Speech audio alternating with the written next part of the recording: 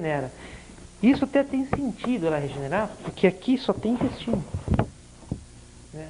Vai fazer um corte? Na minhoca?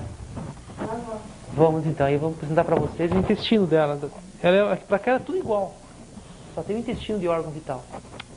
Enquanto que aqui tem uma série de importantes, né? Como o cérebro, o coração, que se cortar realmente morre.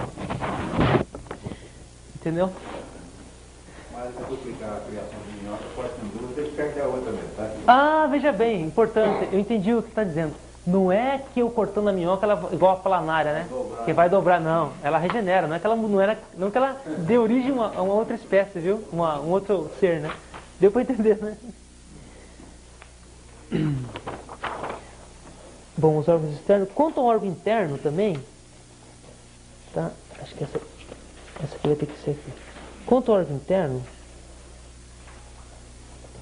a minhoca, né?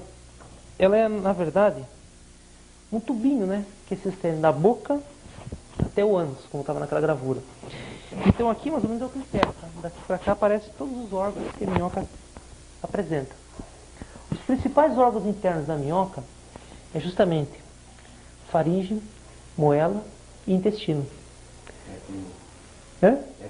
FMI, boa ideia. FMI. É faringe, moela e intestino, que são justamente os órgãos da minhoca. A minhoca se alimenta, né? Esse material passa pela faringe, passa pela moela, que funciona como um moinho de bola, né? Que tritura, isso é impressionante. A minhoca, você vê um esterco todo endurecido ali, aquela estrutura grosseira, depois você vê o húmus, uma estrutura porosa, né? Então isso tudo passa pela moela da minhoca e vai sendo triturado. Ao ser triturado, ele passa para o intestino da minhoca, onde tem uma série de micro-organismos, né? Que vão ainda auxiliar mais a decomposição do esterco. Né? Aí sai o material lá de qualidade superior ao esterco que foi dado de alimento. Né? Sai o material mais estabilizado, que a gente diz, sai o humus. Eu vou explicar depois na sua frente para vocês.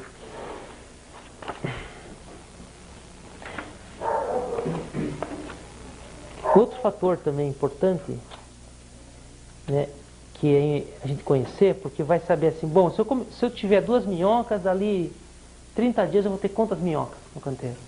Esse fator importante a gente conhecer é a reprodução da minhoca. Como é que ocorre? Bom, a minhoca é um verme hermafrodita. O que quer dizer isso? Ele tem órgãos femininos e masculinos no mesmo indivíduo, porém não se autofecundam. Necessitam que venha um outro indivíduo e faça o cruzamento e a troca de sêmen, né? E quando as minhocas se fundem para a reprodução, elas apresentam esse aspecto. Vamos ver se a gente consegue encontrar depois na prática ali, né? Essa situação. Você tem uma minhoca aqui, ó. Ela entra no clitelo dessa minhoca aqui. O clitelo dela entra no clitelo da outra e se prendem. Se fundem uma a outra. E aí começa a haver a troca, né? A parte masculina da minhoca A penetra na minhoca B, na parte feminina da B, e a feminina da B na masculina da A. Aí há a troca de sêmen. E a fecundação. É uma... Nas duas, automaticamente. Né? Todas as duas ficam grávidas? Ficam grávidas. Né? E aí, após essa fecundação, né, o que ocorre? Ocorre a fertilização, de repente, ocorre a fertilização do óvulo dentro da minhoca. Ocorrendo a fertilização, a minhoca libera uma membraninha que passa pelo corpo, né? Essa membraninha ela traz os espermas que injetam o ovário e vem vindo no sentido, nesse sentido aqui, ó. Depois de fecunda, tem uma membraninha que vem trazendo os ovinhos. Vem trazendo os ovinhos até sair pelo corpo externo dela, não é interno, viu? Quando essa membraninha sai pelo ânus, não que saia por dentro do ânus, que ela passa por cima do corpo da minhoca, quando ela faz isso e sai do ânus, ela fica endurecida e forma um casulinho, que a gente vai ver ali, chamado euteca. Por que euteca? Biblioteca, por que biblioteca? É um conjunto de livros, né? Então a gente chama esse casulinho de euteca, um conjunto de ovos. Dentro desse casulinho que a gente vai ver ali, tem de 10 a 20 minhoquinhas. Isso quer dizer que, com 2 minhocas, em 30 dias, eu vou ter 40 minhocas. Está entendendo? Então você tem uma estimativa de quanto, se eu começar com X, eu vou ter tanto daqui 40 dias, daqui 30 dias. Sempre pegue 2 e multiplique por 40.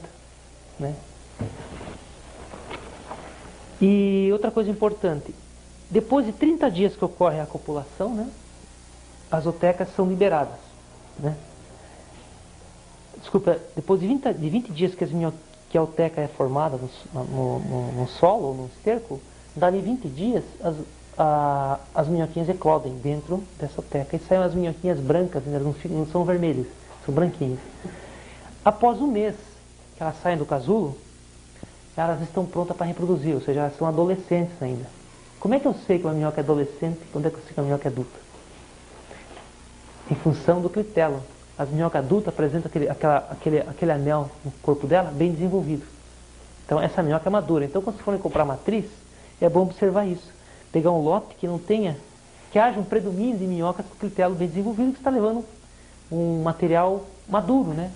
Um pessoal com potencial de reprodução muito mais rápido do que aquelas que não têm clitelo ainda, que são as jovenzinhas, que são as adolescentes. Elas também reproduzem, apesar de ainda não terem sexualmente madura, né? Mas tem capacidade de reproduzir também. E uma minhoca adulta, ela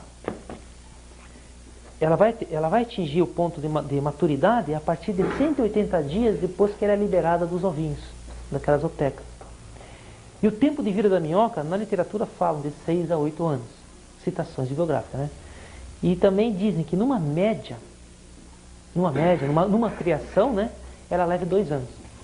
Que claro, ela está ali se alimentando, se reproduzindo, gastando energia. Depois também tem a questão das retiradas, das peneiragens. Então você provoca todos aqueles estresses na minhoca, né? Mas a média de idade dela gira em torno de 2 anos. Bom, outro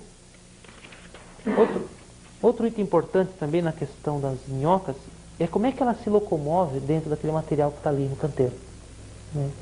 Bom, para ela se locomover, as minhocas apresentam em cada anéisinho dela, daqueles 200 anéisinhos do corpo, quando se faz um corte nela, isso só dá para observar com uma lupa. Vocês observam que existem estruturas laterais chamadas de cerdas. E essas cerdas têm a função de fixação e apoio para as minhocas quando o professor puxa ela para frente, ela apoia e faz esse movimento no solo. E existem 3 tipos de cerdas. Isso aqui serve até para identificar as minhocas. Cerdas de pares próximos, cerdas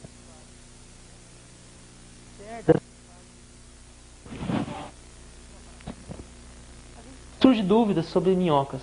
Tem uma minhoca do colarinho amarelo, uma do colarinho branco, que muitas vezes ela invade o canteiro, é enorme, é bonita também, ela consome esterco também. Só que você não vê ela em conjunto, mas para a pessoa que vai iniciar a criação, e você vê uma californiana ali, né, e vê essa minhoca, com o tempo ele vai distinguir, mas no início ele vai ter dúvidas se realmente aquela é californiana. Então o que tem que fazer? Você passa a mão no sentido ânus, cabeça, ânus, boca, você vê que ela apresenta como se diz, uma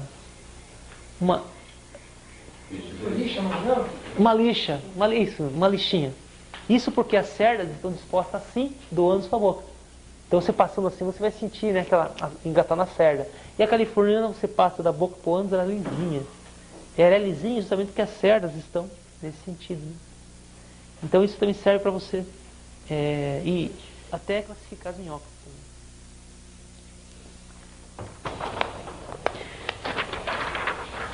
Bom, outro também. Uma minhoca é capaz de produzir quantas vezes? Uma minhoca.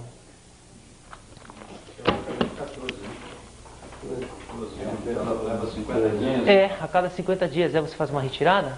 Você tem assim, vamos supor, se você tiver uma reprodução de minhoca por retirada, né?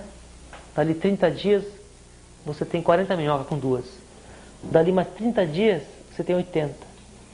Depois você vai 3 e vê com 1.500 minhocas. Tempo de ovulação, né? Contando o tempo de ovulação, Dá 50.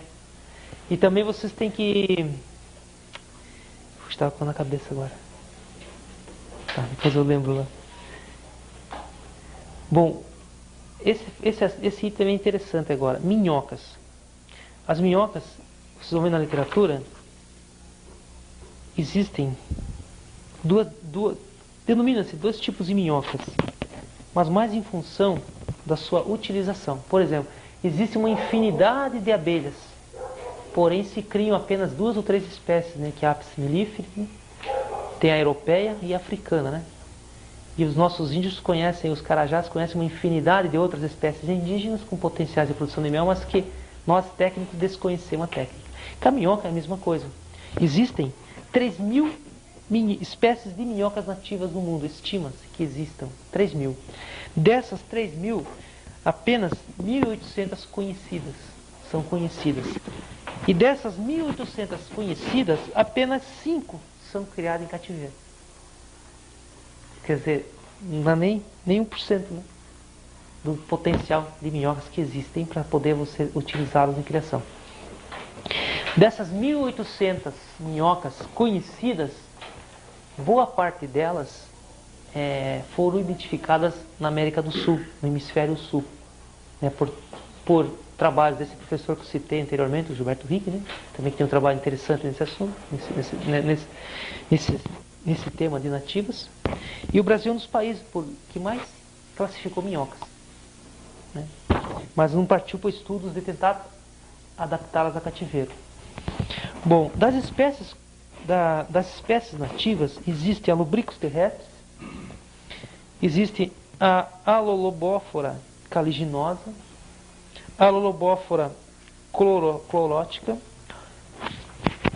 a Poreatódea caliginosa, e essa aqui é a verde amarela, nativa nossa, a Ferentinum havaiana.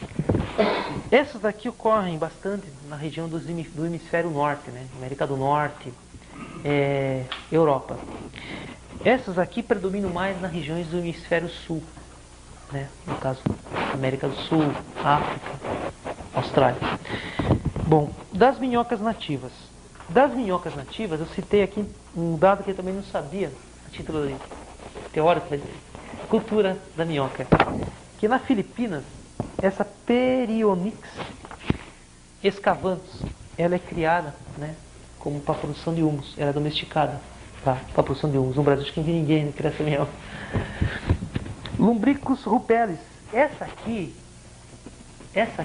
é a verdadeira vermelha da Califórnia, a Lumbricus rupelis. O que quer dizer isso?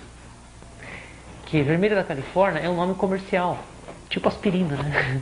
Fala-se aspirina com ácido salicílico, né? Então, e a outra espécie domesticada é a Eisenia foetida, que é essa que nós temos no Brasil, que é chamada de vermelha da Califórnia também. Mas o nome se originou com essa aqui, com os estudos feitos nessa, na Lumbricus rupelis. E essa aqui é a africana, a Eudrillis eugeniae, a africana, que também tem aqui, né?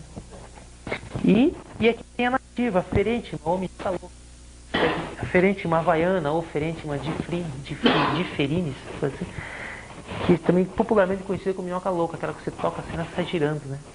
É bem agressiva. E segundo o professor Gilberto Rigg também, ele comenta que no Brasil, em criações comerciais, a mais utilizada, pelo menos para que chegou para ele identificar, foi Eisenia foetida e a africana, a Eudrillis. Essas são comumente criadas na maioria dos produtores existentes no país. Porém, já está entrando agora na criação essa aqui, Ferentinum, é recente, já estão conseguindo associar ela à africana